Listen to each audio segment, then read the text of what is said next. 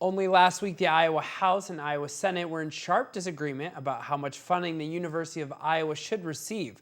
But today, a subcommittee agreed on a 4% increase in funding to all three universities.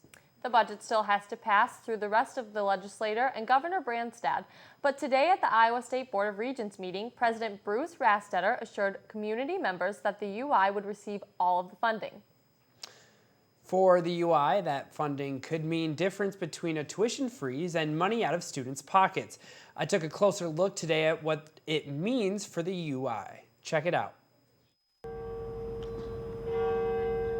It's that time of year where the state government meets to discuss university funding.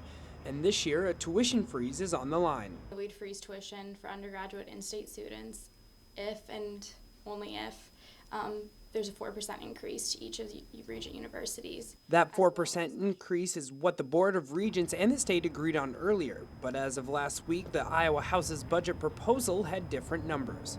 In their budget, Iowa State and Northern Iowa would receive the promised 4% increase with $6.9 and $7.7 million respectively, but Iowa would only see a 2% increase at around $4.5 million. The inequality of funds would take away the region's freezing hopes. If we don't have the 4%, obviously we'll see tuition go up.